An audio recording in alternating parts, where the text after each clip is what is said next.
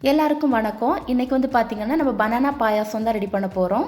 இந்த பாயாசத்தை நம்ம வந்து நேந்திரம் பழத்தில் பண்ணும்போது அதோட டேஸ்ட்டு ரொம்ப நல்லாயிருக்கும். அதனால் கண்டிப்பாக நேந்திரம் பழத்தில் ட்ரை பண்ணி பாருங்கள். நான் வந்து 1/2 கிலோ அளவுக்கு நேந்திரம் பழம் எடுத்திருக்கேன். எங்கள் ஊர் சைட்லலாம் ஏத்தம்பழம் அப்படின்னு தான் சொல்லுவோம்.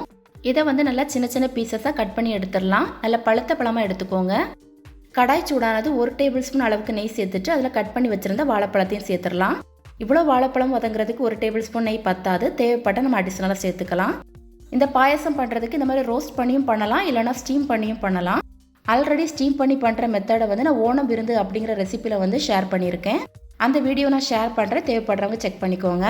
பழம் வந்து பார்த்திங்கன்னா நல்லா குக் ஆகணும், அது வரைக்குமே நம்ம ரோஸ்ட் பண்ணணும். நான் வந்து இதை ரோஸ்ட் பண்ணுறதுக்கு 2 டேபிள் ஸ்பூன் அளவுக்கு நெய் சேர்த்துருக்கேன். இப்போ இதில் கொஞ்சமாக தண்ணி சேர்த்து நல்லா வேக வச்சிடலாம். ஸ்பூன் வச்சு நல்லா ஸ்மாஷ் பண்ணி விட்டுருங்க. பாருங்கள், இந்த அளவுக்கு ரெடி ஆகணும்.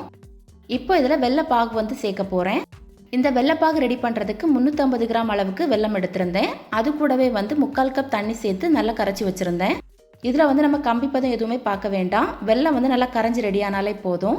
வெல்லத்தோட அளவு உங்களோட டேஸ்ட்டுக்கு தகுந்த மாதிரி நீங்கள் வந்து கூட்டவோ குறைக்கவோ செஞ்சுக்கலாம். எல்லாத்தையும் சேர்த்து நல்லா மிக்ஸ் பண்ணி விட்டுருங்க. எல்லாத்தையும் சேர்த்து நல்லா மிக்ஸ் பண்ணதுக்கு அப்புறமா கொஞ்சம் திக்காகிறது வரைக்குமே நம்ம வந்து ஹீட் பண்ணணும். இந்த அளவுக்கு திக்கானதும் இதில் 2 கப் அளவுக்கு தேங்காய் பால் சேர்க்கணும். இந்த தேங்காய் பால் ரெடி பண்ணுறதுக்கு நான் 1/2 கப் அளவுக்கு தேங்காய் எடுத்திருந்தேன். இந்த ரெசிபிக்கு வந்து பார்த்தீங்கன்னா மில்க் எதுவுமே சேர்க்கக்கூடாது, தேங்காய் பால் மட்டும்தான் சேர்க்கணும். இப்போ இதில் 1/4 டீஸ்பூன் சுக்கு பொடியும் 1/2 டீஸ்பூன் ஏலக்காய் பவுடரும் சேர்த்து நல்லா மிக்ஸ் பண்ணி விட்டுறலாம். பழத்தில் இந்த மாதிரி ஏதாவது ரெசிபிஸ் பண்ணுறீங்க அப்படின்னா கொஞ்சமாக சுக்கு பொடி சேர்த்துக்கோங்க. அது வந்து டேஸ்ட்டை வந்து இன்னும் என்ஹான்ஸ் பண்ணி கொடுக்கும். தேங்காய் பால் சேர்த்ததுக்கப்புறம் ரொம்ப நேரம் ஹீட் பண்ணக்கூடாது.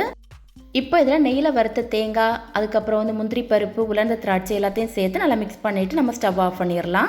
டேஸ்டியான பனானா பாயாசம் ரெடி. இது டேஸ்டி மட்டும் இல்லை, ஹெல்த்தியும் கூட. அதனால் கண்டிப்பாக ஒரு டைம் எல்லாரும் ட்ரை பண்ணி பாருங்கள். தேங்க்யூ.